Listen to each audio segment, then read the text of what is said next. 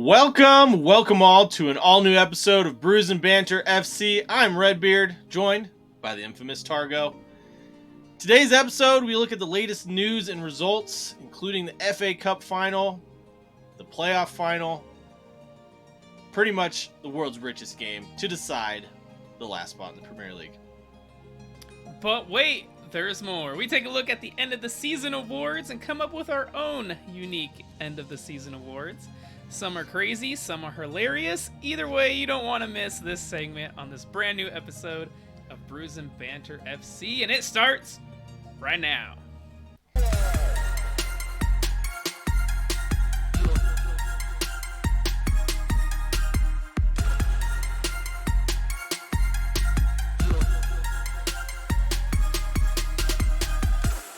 What up, dude?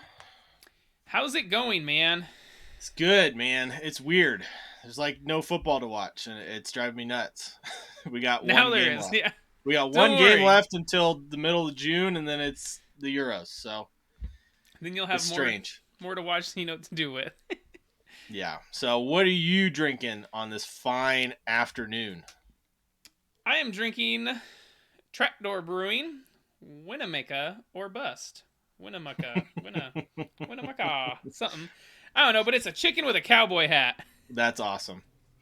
Kind of reminds me from, you ever watch Rookie of the Year? Yeah. When he calls him Run-a-Mucker? Rutabaga? Not bad. Yeah, it says, bursting with fruity character, this West Coast IPA is designed to showcase Chinook hops in a fresh new way. Not bad. I give it a 7. What kind of beer is it?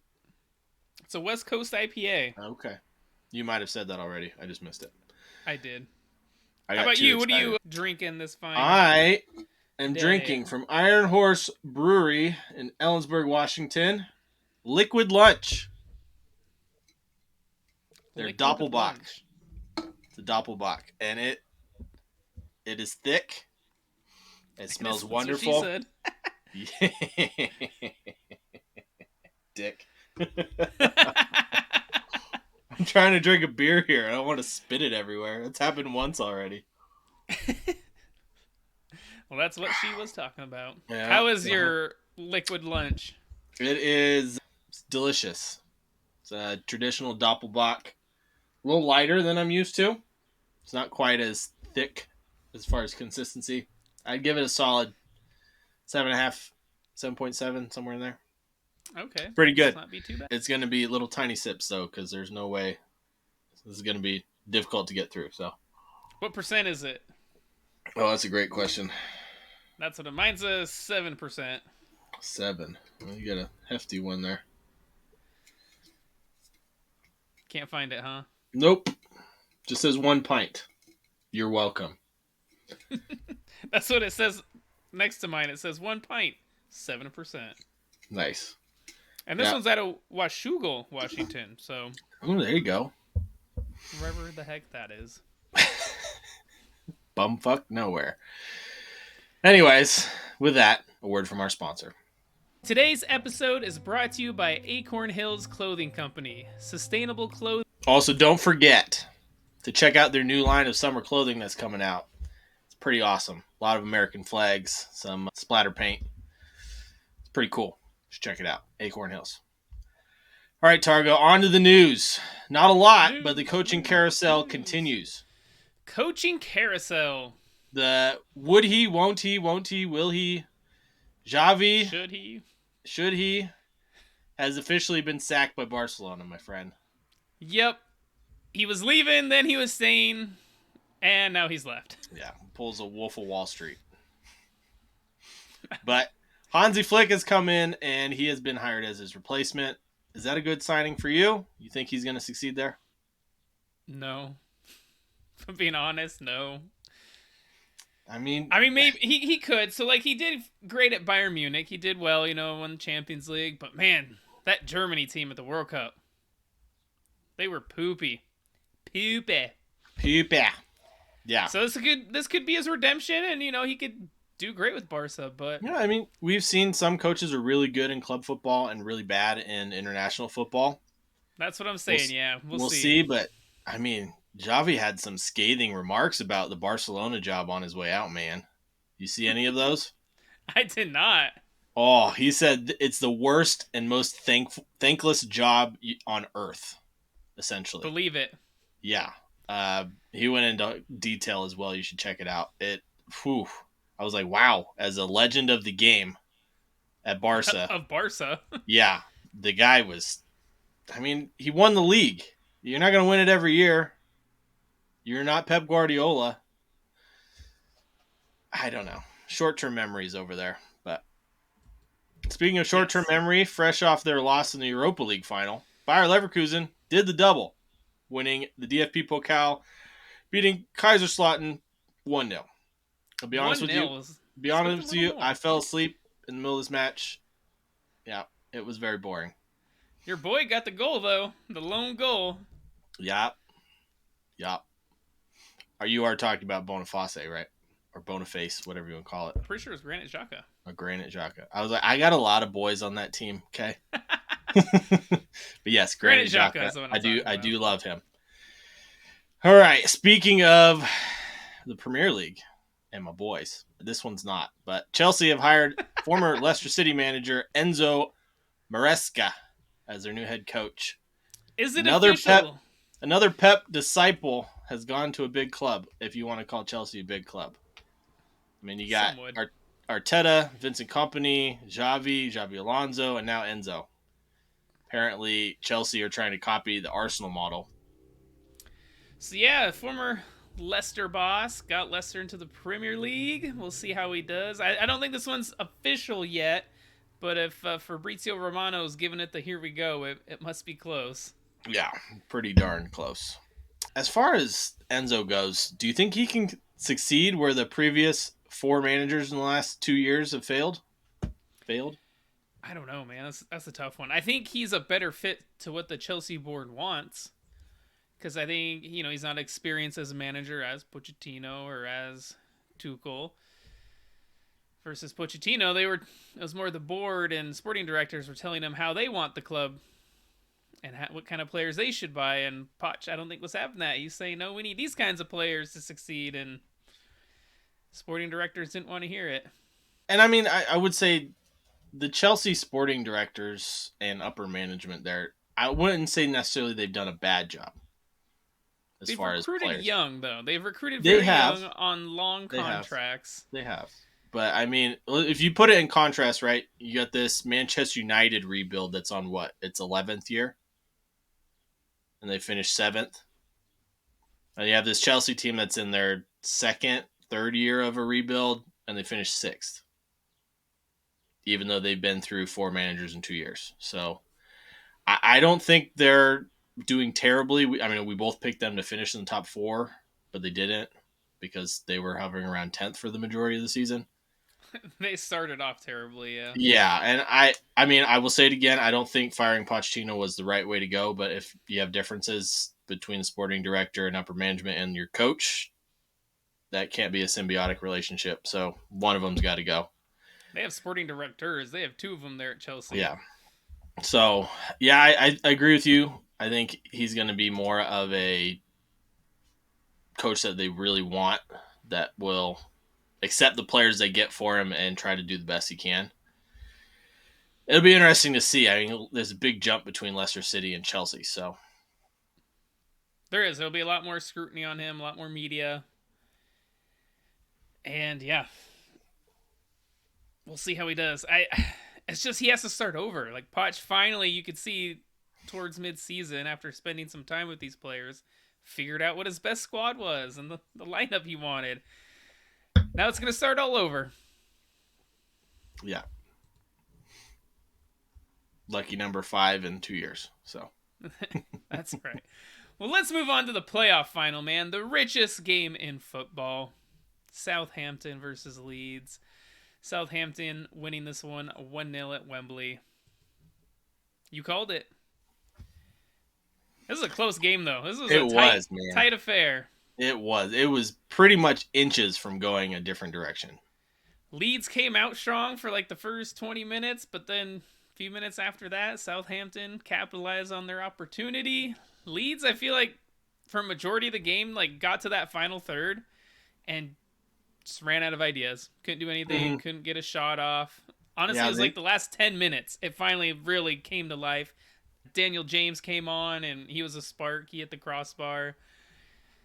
But credit to Southampton. Yeah. Daniel James was a spark, man. He had another shot saved. That seemed to be going in the bottom corner. Yeah, this match was fun and hard to watch at the same time because it was Leeds pretty much dominated, but they could only essentially in the attacking, not the final third, but the other 2/3 of their attacking half is where they kept the ball, and no one was moving up front. They had no ideas.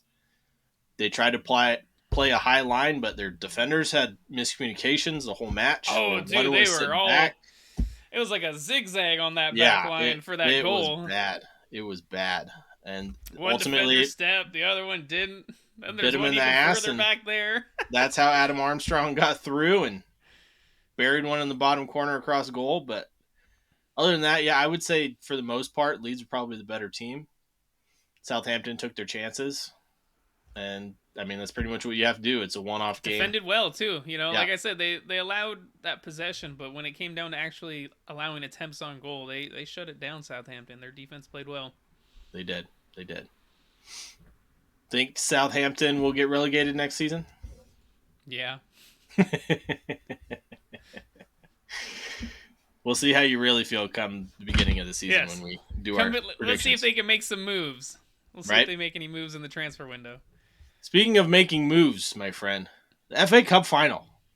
Who? Manchester United beat Manchester City 2-1. I wish I would have put money on this game, man. I would have won something. A ton of money because City were overwhelming favorites. I think it was 8 or 9 to 1 odds, so you had to was it bet $9 to win a dollar, whatever it is. Yeah, that's exactly it. But City, very reminiscent of the Europa League final. They look like Bayer Leverkusen, lackadaisical until about the 75th minute, and then started to play. But the whole game they played right into United's hands. They were just partying from winning their domestic leagues and came into this game and looked flat. Void of ideas. I guess Pep gave them 3 days off in the middle of the week. So they pretty much had 2 days to prepare for this match. Whereas United practiced the whole week. And United looked good, man. Garnacho, Kobe Mainu, Bruno Fernandes, even Marcus Rashford finally looked alive. Amrabat the past, I would say, month has looked like a new player. I mean, when it's time for him to go back to Fiorentina, he plays like he should have played all season. Hopefully they'll sign him. You had Lisandro Martinez finally back, manhandling Haaland. Probably should have gave away a PK in the first minute, but yeah, at least that, if not been sent off for the amount of contact and manhandling he had. He just missed Haaland, man. He was just giving him some hugs. Hey, he was just telling, man, you're such a great footballer. Let me give you a hug. After the match, Pep Guardiola came out and said that Lisandro Martinez is a top 5 center back. Do you agree with him, or is he just blowing smoke? I think he's blowing smoke, man. Like I think he's being a little facetious there, because there's no way Lisandro Martinez is a top 5 center back. I don't even think he's top 20. Oh, okay, that's being a little harsh, but he's definitely he played not top 5. Like 4 games all season? Not very many. Not very many. Yeah. Guy's made of glass, yeah. He is. And not to mention, he's, 5'5", 5'6"? He's short. He's a little dude, yeah. He's a pit bull, though, man. He is. He really is. But it's 2 trophies in 2 seasons for Erik ten Hag. Are people being too harsh on him as a manager? I'm going to say no, just because of where they finished in the league. Okay. In 8th. Okay. And just the way the style of football they played all season, it's not really what you come to expect from Manchester United, the mighty Manchester United. Yeah. So I can see why the criticism is there. And honestly, just some of the wild, outlandish things he says are I mean, they're entertaining for us, but this guy he's on another planet sometimes with some of He the is. shit he And says. in his post-match press conference, he had another one for you. Oh, He he did. said, if they don't want me, I will go somewhere else and win trophies because that's what I do after the I mean, match. he's not wrong I mean, technically. he's won trophies pretty much every season he's been a manager. So, I mean, good on him. He's got to keep his head above his shoulders. Ineos is apparently having internal meetings this week to decide the future of Erik ten Hag. Should they keep him? I honestly wouldn't be opposed to keeping him one more season, see how they do. If he stays the same, then yeah, or even honestly midway through next season. But that being said, Pochettino's out there and available. Yeah. Pochettino. So I changed my answer. I lied. I would say no, fire him and go get Pochettino. De Zerbi's out there as well. So, there's definitely options out there. So that's my answer. They should get rid of him and go after one of those managers. What about you? I think they should keep him. I mean, 2 trophies in 2 seasons. I mean, you can't really beat that upset. That's going to lead into my next question, by the way. I think that he's done a good job in cup competitions, other than the Champions League, because that was the worst performance in Manchester United history in the Champions League. That was real bad in the Champions League, yeah. And so seeing stuff like that, where it's like, it's hard to justify keeping him, but then he goes and wins an FA Cup. Makes you question he seems to be very good in like one-off matches. Not like a full season, not a group stage, but one-off matches. He seems to get it done. I don't know what it is, but I would keep him one more season. There's going to be more coaches available next summer. It's going to happen. You probably get some coaches that get fired after the Euros as well. So we'll see. Which leads me to my next question. With the FA Cup trophy this season, did they have the second or third most successful season in England?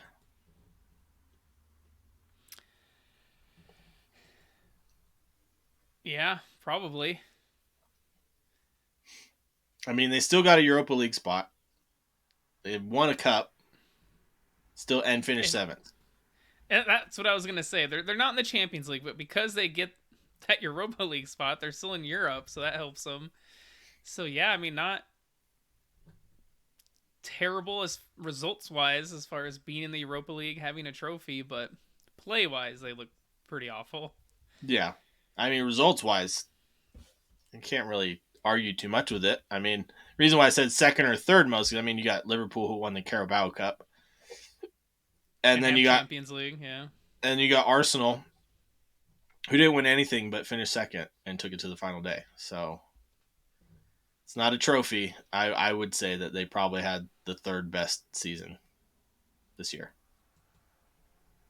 behind Liverpool in the Carabao Cup, even though Arsenal won the Community Shield, which apparently is about the same as the Carabao Cup. Big old dinner plate is what it's worth. Yep, it is. Oh, that's funny. All right, well, let's get to our end of season awards. So they've already been announced. Player of the season was Phil Foden. Young player of the season was Cole Palmer. Manager of the season was Mr. Josep Guardiola. Do you agree with those? No, not at all. Not at all, he said. Maybe Pep Guardiola, and I can see the debate for Cole Palmer. But player of the season, Phil Foden wasn't even the best player on his team. Mr. Rodri. Yes, Rodri. The man has been the best player in the Premier League for what, 3-4 years? And has yet to win. How many games has he gone without losing? 72 matches ended in that FA Cup final. Still 72 matches. Unbeaten. It's insane, man. And not to mention, can you name a better midfielder in the entirety of the world, or defensive midfielder, than Rodri? Negative. Exactly. Phil Foden, he didn't even have the best ratings as a right winger in the Premier League. So, just saying. Rodri. Personally, there's also Ollie Watkins out there, I thought did. I agree. I mean, my top 3 are Rodri, Ollie Watkins, and Martin Odegaard for player of the season. I did not think Phil Foden deserved it. He was gonna win it though, man. There was a Of lot of hype. course. There's a He lot of came hype, and there's always a bias for attacking players. and he did have a fantastic last game of the season. Scored He that did. golazo against West Ham, and Yeah. I mean, it was announced before the last game of the season, so oh, was it okay? yeah. How about you? All right, I Foden? I would have gone Ollie Watkins. I would Yeah. say Foden's in my top 3. But not Yeah, number I one. would have gone Watkins. I would have gone Watkins. What about young player? Okay, we'll move on to the young player. Cole Palmer. Because I didn't have Foden in my top 3 for player of the season, I have it between him and William Saliba for young player of the season. I mean, William Saliba, best defender in the Premier League, and he's what, 22, 23 years old? Yep. And then Phil Foden, who I believe is also 23. Fantastic year from him, and definitely better than Cole Palmer. So, and Erling Haaland won both last season. I don't know why Phil Foden didn't get young player of the season. Yeah, it was an interesting one. Yeah. I don't mind it. I like the Cole Palmer shout. No, Guy I mean, scored a lot of goals. fantastic season for him on a shit team for most of the season. So, Without him, that Chelsea was definitely a different team. yeah, I think they probably would have finished 10th if they didn't have him this season. And then manager Pep Guardiola won the Premier League. Yeah, one. this is the one. It's like it's too boring. It is just too like, boring. yeah, he won the Premier League. 4 in a sure, row, give it to him, whatever. Blah blah blah. Unai Emery got Aston Villa into the Champions League, man. Give I the like man. the Unai Emery shout. I like the Anthony Iraola shout. And Gary O'Neill. You know, I was gonna say that one. Yeah. I mean, it was going to be. I mean, I feel like manager of the season was always going to be whoever ended up winning the Premier League, whether it be Arteta or Guardiola. So yeah, he won it. So yeah, I'm by not default almost by default. Yeah, whatever. Well, let's get to our top 5 signings of the season. So this was actually really hard to narrow it down to 5. There was a lot of good signings. We're probably gonna really mess this up. I'm not going to do it in any particular order. I'm just going to say these are my top 5. Okay. There's no number 1. There's no number 2. Huh? You all can figure it out. There's a lot of really good signings this season, and if you go with value for money, it's hard to pick one. I mean, I don't even have Alexis McAllister on my list. That's how difficult this was, and he's 35 million. So. All right, probably let's go with the shoe-ins first. Declan Rice and Cole Palmer. Yep, those are also on my list. Yep, and then the 3 where it was like you could have thrown anybody in there. No one's really going to disagree with you. I have Mohamed Kudus because what a signing he was. I mean, he successfully, his take-ons, he had a 100% success rate on his take-ons for the entirety of the season. That's impressive. West Ham had a good transfer window. They got him, James Ward-Prowse, Alvarez. Yeah. So we'll see what they do in the summer with Loptigi coming in. Should be interesting. Also with Paqueta looking like he might be out for a while. Whether it be a transfer to Manchester City or suspended, we'll find out. Probably suspended. Have you seen some of the stuff of him betting on his own games and him trying to get yellow cards and red cards and all kinds of... That's some shady stuff, man. Some shady stuff. Oh, that looked bad. And then my next one is the fastest player in Premier League history, apparently, Mickey van der Ven. That's wild, man. Yeah. He had the fastest sprint in Premier League history. Mickey van der Ven. Nuts. I know. And you think of all of the speedsters in Premier League history. Theo Walcott, Thierry Henry. Gareth Bale. Cristiano Ronaldo. I mean, you go down the list and somehow a defender is on top. I don't understand it.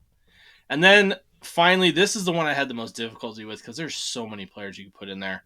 But because he was a free transfer and what he did for Luton, Ross Barkley. That's a good shout. I almost had Ross Barkley on mine, but that's part of the reason why he made my list because he deserves a shout. That's a great shout. So yeah, mine's not too different than yours. Cole Palmer, Declan Rice, Mickey van der Ven, Mohamed Kudus, but I went Vicario. I mean, it's a solid shout as well. He's a shot stopper, man. Dude, and he's so lanky. I don't even want to say tall. He's just like a string bean. String bean. I want to know how wide is it. I picture one of those inflatable things that Carlos. Yeah, he's just pretty much. That's how he goal. He's a goalie. Like, oh, save that one. Oh, save that one. He was everywhere. I didn't understand it. He's crazy. But yet, couldn't save one-on-one opportunities. So we'll see. Well, let's get to the worst signing. Oh, this is I gonna be had fun. trouble narrowing it down to one. I still don't know which one I'm going to pick. So you give me your worst signing of the season. Well, I mean, we got a lot, right? You got players that were out the whole season or most of the season through injury or suspension. You have players that downright just didn't perform. And then players where you weren't sure if they were actually on the field or not. So I got to go with Mason Mount, man. 60 mil. I don't think he did a single decent thing all season. No matter who it was against. No, he didn't. So that's actually who I was going to pick. I was looking at my list here. I was like, oh, who am I going to pick? I was going to pick Mason Mount.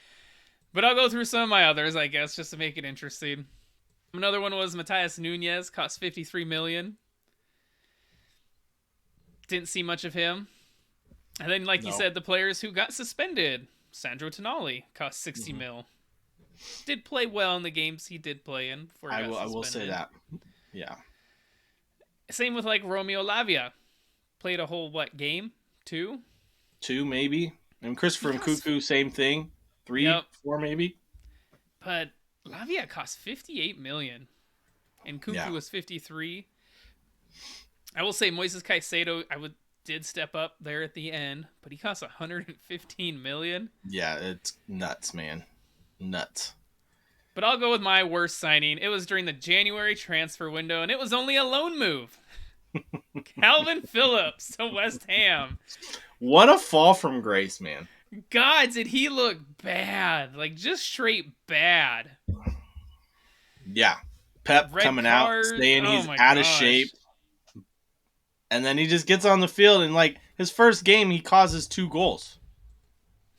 Second game, causes another one. Third game, another one. I was like, what is David going on Moyes was here? like, well, you're done. Yeah. And I don't think we really saw him for the whole rest of the season. Nope. So, yeah, good shout. Good shout on that one. Yeah, he was terrible. But let's go to something better. The best goal. I think this one is pretty unanimous. It was voted on in the Premier League as the best goal.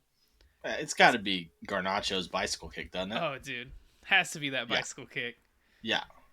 Yeah, I almost spit out my coffee when I was watching that happen.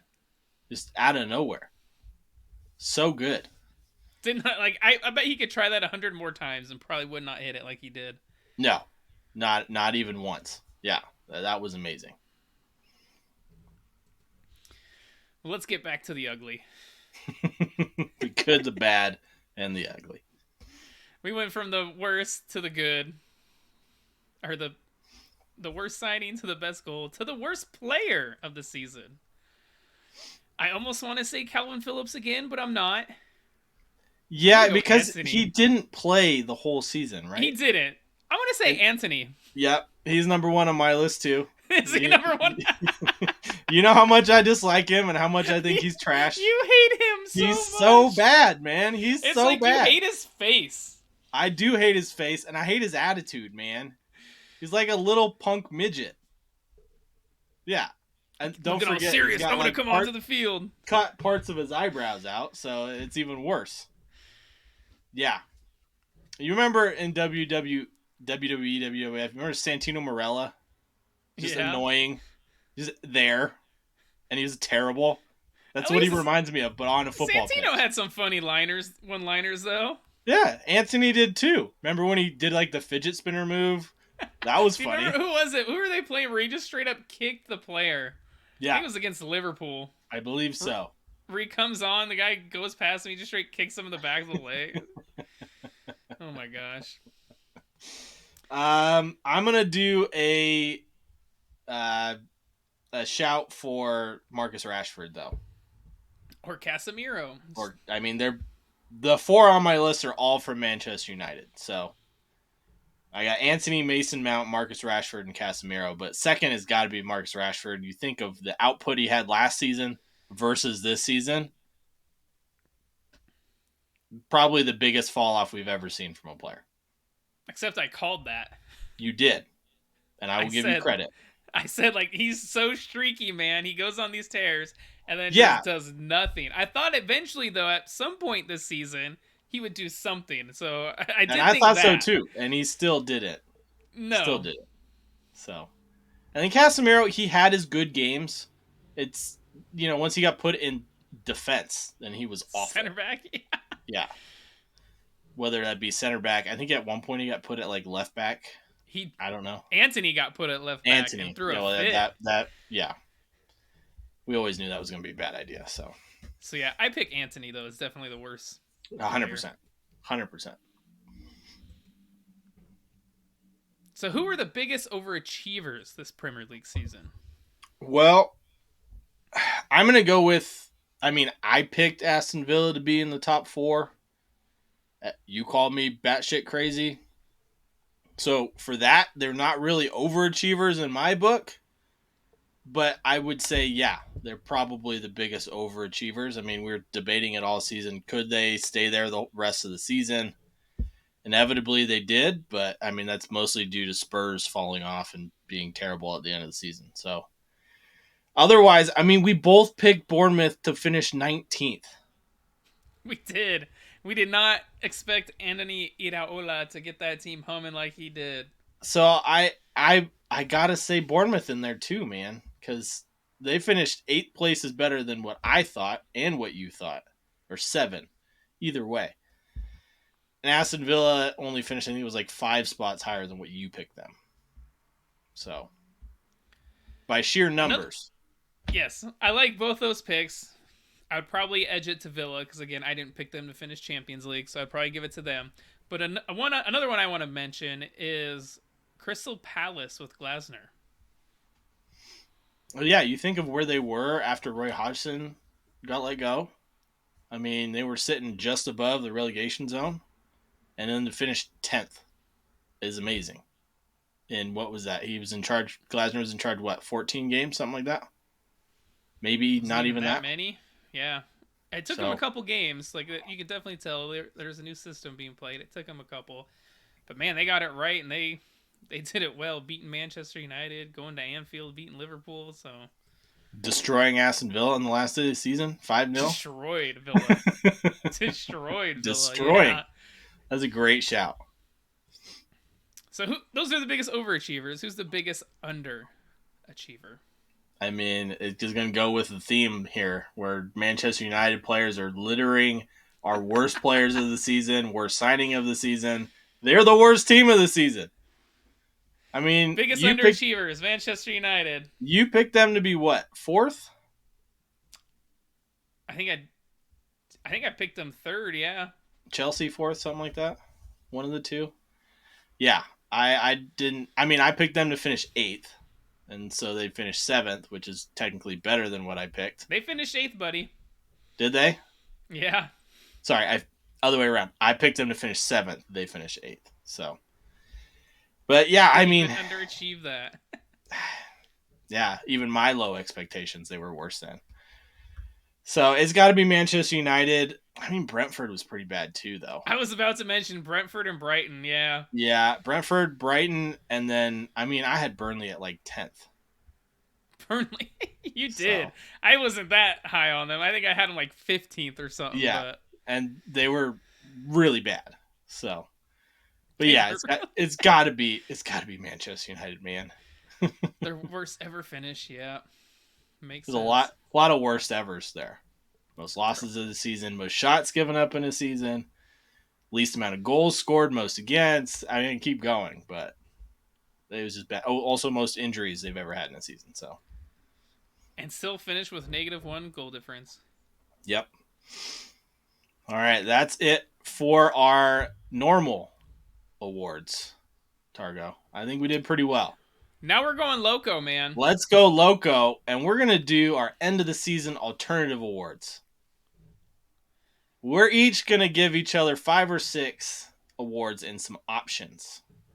let us know down in the comments which ones you think were the funniest, best, or worst answers. Make sure to check out our Redbubble as well. Check out our TikTok, Brews FC, our Instagram, Brews Banter FC, and our Facebook. Join the conversation on our Facebook group as well. And without further ado, my friend, let's trade off questions, shall we? Let's do it. All right, I'll go first. We'll start with one that's not funny, but a little challenging, okay? Most improved team in 2024. Chelsea, Crystal Palace, or Everton? Crystal Palace. Glasner, dude, doing fantastic.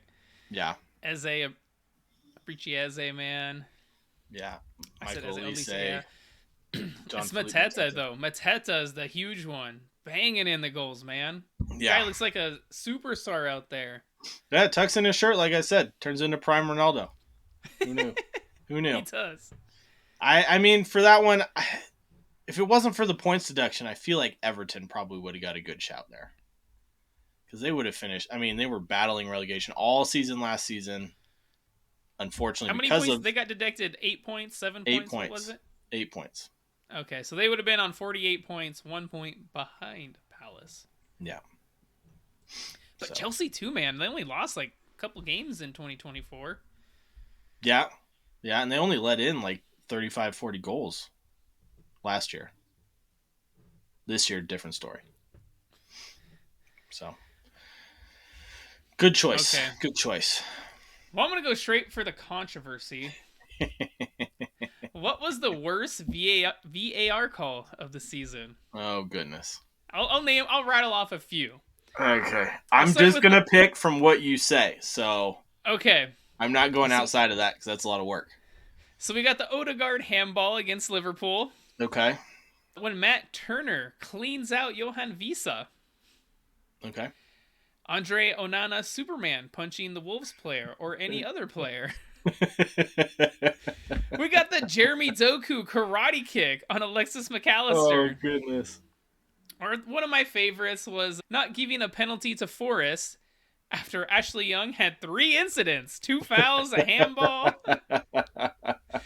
We also have the one that really upset us, the Newcastle goal allowed versus Arsenal. Yeah. Or the disallowed goal for Liverpool versus Spurs. Is that all of them? That's all the ones I'm going to rattle off. If you can think of another one. I mean, there's a lot. Plenty more. There's a lot. I'm going to have to go. It's got to be the Luis Diaz disallowed goal. Has to be, man. yeah. How do you not allow a legit goal? But, I mean, it was all set in motion from Andre Onana punching someone in the back of the head. So, and that was week 1. That was the first game. I mean, the rest of them were pretty bad. I mean, the Ashley Young incidents, I don't know how none of those got called. They were pretty blatant. Jeremy Doku kicking Alexis McAllister in the chest. The Arsenal one, I'm still angry about because that literally cost us the league. Cost them the title, yeah. So, there were a couple of offsides ones as well throughout the season for pretty much every team. And yeah, and you forgot the Holland penalty with. Oh yeah, that one was pretty bad. That was really bad. So there was also that one against Wolves, that penalty that was given for Newcastle against Wolves. So that was another bad one. Yeah. Yeah, is that Huang Hee-chan as well? It might have been, but like I said, man, I just rattled off a few. There was a lot. There's a lot. I was gonna go with Luis Diaz's disallowed goal, anyways, because it was really bad. And it at the end of the season pretty much knocked Liverpool out of the title race. So that was at the very beginning. I know, but towards the end, I mean, they would have been 2 points, 3 points closer. Potentially. Potentially. Anyways, yeah, potentially. Okay, Targo, you're going to do the funny. I guess I'll do the funny. We'll go with highest defensive line award. You got Manchester City, who seemed to play with one defender at midway. There's only one right answer to this. And you got Tottenham Hotspur. It has to be Tottenham, man. Specifically when they play Chelsea.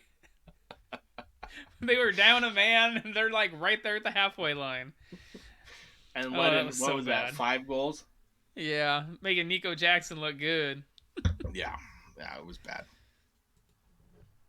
Okay. Well, this one's kind of a two-parter. Okay. I want to know what is the best jersey this season and what is the Okay. worst jersey you saw Okay. this season in the Premier League. So I'll go with the best jerseys. Some of the ones I liked. I really liked the Man United, the white third kit, the white one. The white one. Yeah. The Crystal Palace third kit, the black. Obviously, I love the Arsenal home kit. Man City's away in third kit. Theirs was white, and then they had the blue one with kind of like the lightning. The lightning bolts. Yeah. West Ham's home kit I thought was class with the little. You could see was. the bubbles. And I also really liked Newcastle's third kit, kind of that dark blue. Yeah. Color. I also like their away kit, the dark green as well.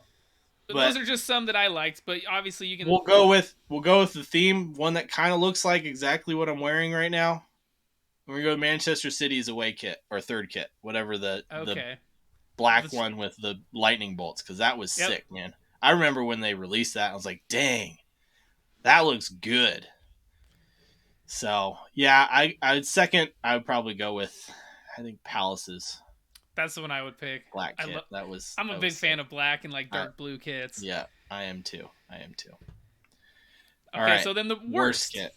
The worst. So some of the worst ones, obviously that Arsenal away jersey, hideous. With their away record, I'm going to discount that right now. The best away record in the Premier League in that away kit. Chelsea's home kit, I also thought was pretty terrible. That was bad. Tottenham's third kit was like a weird brown, tan, skin tight color. Too. Yeah. Yeah. Like nude. United's away with the green stripes. Yep. And then Brentford's away kit with like blue, pink kind of waves in it. Yeah. Yeah. I might have to go with Brentford's, man. That was hideous. That was so bad, right? It was so bad.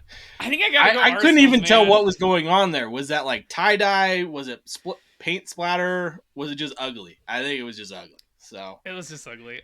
For me, it's Arsenal's away kit. I hate it. I got used to it by the end of the season. So and they kept winning in it. So I'm not gonna say I hated it. Yeah. Didn't hate the way they played, but no. God damn, that was an ugly jersey. Okay. Worst defense in Premier League history award. Manchester United, who let in the most shots in Premier League history. Sheffield United, who let in the most goals in Premier League history. Or 2007, 2008, Derby County. I have to say Sheffield, man. They allowed the most goals ever? Yeah, ever.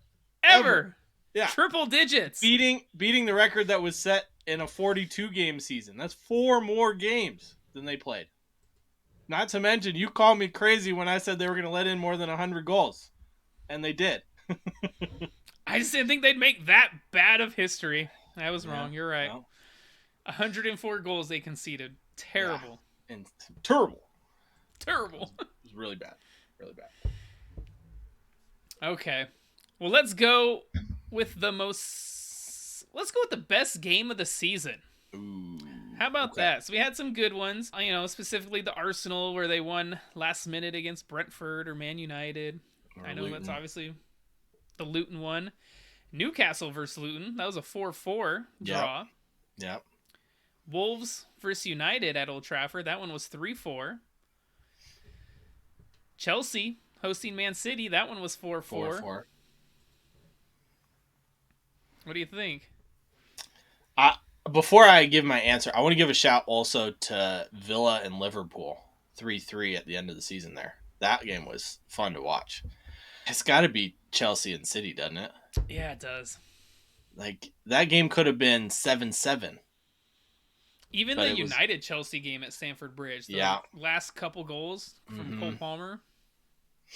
That one was intense, where he scores 2 goals and like after stoppage time was supposed to end. Yeah, but I give it to Chelsea and City. That game was the most fun game to watch this season. Okay, my friend. Biggest wind-up merchant. Oh. We got Neil Maupay for his I'm going to say this is the player with the best banter, since this is Brews and Banter FC. I'm going to go wind-up merchant. Wind-up merchant, both on and off the field, Neil Mope, with his tweets and his actions on the field. We got James Madison, the same, with his back and forth dart throwing with the Arsenal players. With Jordan Pickford. Neil Mope also. Also. We got Jordan Pickford, always riling up the away fans or the opposing fans. Yeah. Emi Martinez. I mean, do I have to say more? No. And then I'll give a shout to Ben White. Benny Blanco. Riling his up leathery Vicario skin, there. his blonde hair, and his taking off goalie gloves. His big old earring that he has hanging down, yeah. There's only one right answer, right? It's got to be Emi Martinez. The guy is just a banter king. I mean, he started PKs when he comes flying out. Went to the next level in the World Cup. And then it just got there. better. It just got better. So, I got to give it to Emi Martinez on that one. Neil Mope probably close second. Yeah. The best was when they were together when Aston Villa played Brentford. Oh, yeah. Peak. And when Neil Mope went to get the ball out of his hands and Emi Martinez just literally flops to the ground. Peak banter, yes. Okay. What about you? Who would you pick? Would you pick Emi, I'm guessing? Oh, yeah. It's close, though. Between him and Neil Mope. I mean, they're both Neil Mope's experts tweets at it. after where he'll tweet something not even I would do. I can't remember what it was. And he does it to other people's games too. So yeah, it's great. It's great. It is great. All right, here's a fun one. Who is the most underrated player of this season? Oh, okay. I'll name a few. I feel like Leandro Trossard may have gotten a little bit of love, but also underrated. 12 goals. 17 in all competitions, yeah. 12 goals, 1 assist, and 34 appearances in the Premier League. Pascal Gross. Yeah. Although he was hurt for most of the season, but 4 goals, 10 assists, and 36 appearances. Brian Mbomo from Brentford, 9 goals, 6 assists, and 29 appearances. Or honestly, just throwing a Johan Visa in there too. Yeah, I was gonna say. Bailey. Yeah, Leon Bailey, especially James the second half of the Tarkowski. season. Ooh. Yeah. This is tough, man. So there's so many more. There's a lot more. Again, if you have another one you want to rattle off, go ahead. I just put a few out there to. I don't know which Villa midfielder do I go with, or which Villa player do I go with? I don't know. You could do that, the whole squad. Yeah, I'm gonna have to go with Johan Visa though. Johan Visa, huh? Yeah, I mean he single-handedly some of those matches took Brentford on his back and got them points. He had 12 goals and 3 assists and 34 appearances. So yeah, pretty good, especially for being out for a long stretch as well. Brian Mbomo as well. It's a good shout. And then James Tarkowski. That's what I'm giving it to, man. What a wall he is. Tarkowski. I feel like Pickford and Braithwaite got all the love, and Tarkowski's over there. Well, it's because it's what we expect from him, right? That's what we expect. Maybe not that many clean sheets, but still. All right. Let's get into hottest pundit take. Ooh, you have to remind me. These are the 3 most controversial quotes I have seen in the Premier League this season. If you think of any more, let me know. We got billion-dollar bottle jobs by Gary Neville. That was a good one. Erling Haaland is a League 2 striker by Roy Keane. I do remember that one. And then Jamie Carragher with probably your favorite quote. Virgil van Dijk is the greatest defender in the history of the Premier League. No, I think, honestly, it was the comments Carragher made about Odegaard taking the pictures. Oh, yeah. Not allowing them to celebrate. Yeah, the over-celebration nonsense. Forgets that Kevin De Bruyne did that last season. So I think I would say that, where he mentioned that nonsense. But I do love billion-dollar bottle jobs. That just... I'm going to go with Erling Haaland as a League 2 striker, man. Like, what? The guy led the Premier League in goals the last 2 seasons. You're calling him a League 2 striker? Get out of here. That is pretty nuts. Roy Keane. So I went with the most underrated player last time. How about the most improved player this season? Okay. So I'm going to rattle these off pretty quick. Pedro Neto, who went from 0 goals, 0 assists last season to 2 goals and 9 assists this season. Anthony Gordon, 1 goal in 16 appearances last season to 11 goals and 10 assists in 35. Wang Hee-chan, 3 goals, 1 assist last season in 27 appearances to 12 goals, 3 assists in 29 appearances. Mateus Cunha went from 2 goals last season to 12 and 7 assists this season. I have to throw this out there, even though I know you're not going to pick it. Chris Wood went from 1 goal last season to 14 goals and 1 assist this season. Yeah, Dominic you're right. Dominic Solanke, man. I know. Yeah. Dominic Solanke, 6 goals and 7 assists last season to 19 goals and 3 assists. And then Jean-Philippe Mateta, 2 goals last season, 16 goals and 5 assists this season. It's so tough, man. It was really tough. I almost stopped me, there's like you a top 3. When you said Dominic Solanke, I almost just stopped you. Like, stop there. But Mateta, man, his second half of the season was so good. So good. So, top 3, just because of how bad Dominic Solanke was last season, I got to go with him this season. Mateta in second, Anthony Gordon in third. Those because are my top I remember 3 end of last season, you and I were saying how bad Anthony Gordon was. I might put Anthony Gordon first. Yeah, he's lightning, man.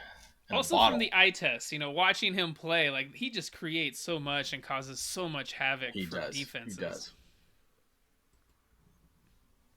All right, my friend, my last question.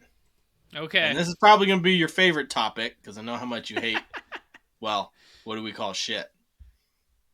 Tottenham. Best Spurs press conference line. We'll start with Antonio Conte. Tottenham's story is this: 20 years, never won something. They don't play for something important. Jose Mourinho. That's a good one. The only club in my career I feel nothing for. And this season, Big Ange.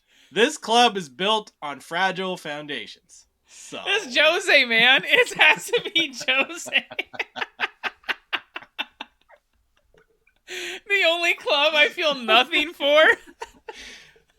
Right? That is such a burn. Oh my god. I know, and that's while he's coaching Roma too. It's not even like while he's coaching Tottenham or right afterwards. It's like halfway through the season for Roma. So I feel nothing. I feel nothing for Daniel Levy and his club. Oh my gosh, hilarious. Yeah. Mine's not that funny. Should have ended with yours. Mine is, what is your favorite single moment from this season? Oh. So some reminders: Declan Rice's last-minute winner against United, Kai Havertz versus Brentford or Luton, yeah. That Spurs-Chelsea game where Spurs, again, that high line. And they got ran over. Yeah. That Klopp-Salah spat on the sideline. That was pretty good, too. The Sheffield United fight. Or Forrest calling the VAR a Luton fan. Yeah. There's a lot of moments this season. Or Mikel Arteta calling VAR an absolute disgrace. It's a disgrace, yeah. It's a disgrace. Disgracia. And then they're afterwards, what they said, what was it? That it was a word in Spanish? No, he said disgrace, man. He said disgrace. This is so hard, man, because obviously I'm going to pick an Arsenal moment. Right? Because I figured that's why I threw a couple in there to remind you, but yeah, there were some other good ones. And I want to pick Declan Rice against Luton. I want to pick Kai Havertz against Brentford because that one, I went nuts when that happened. But it's got to be Declan Rice scoring his first goal for Arsenal as a game winner against Manchester United. It's got to be. At the Emirates. We went nuts. We went nuts when that happened. We were watching that together. You're not wrong. I remember that now. We were. That was a good moment. That was a good moment. How about you? It might be that one. I also loved that Sheffield fight, man. I haven't seen anything like... That was so funny. Haven't seen anything like that since that Newcastle fight with who was it, Lee Boyer and shit, I can't remember his name. Yeah, that one was bad too, but I don't know. Even that Garnacho goal, that was a great moment. Like That when was. that went in, I was just jaw dropped to the floor. Yeah. I mean, Spurs getting thumped by Chelsea 5-0 is pretty good too. But I don't know. What do you guys think? Let us know. Comment below. Comment below. Make sure you're hitting that subscribe notification bell. Make sure to give us 5 stars on all podcast platforms. Check out our Redbubble, guys. We got stickers, shirts, hats, mugs, you name it. Got it on there. All with Brews and Banter on it. Don't forget to check out Acorn Hills and their new summer line. Coming to you soon. Make sure you check out our Instagram, Brews Banter FC, our TikTok, Brews FC, our Facebook, and our Facebook group. Till next time, my friends, we love you. Thank you so much for supporting us. Cheers. Cheers.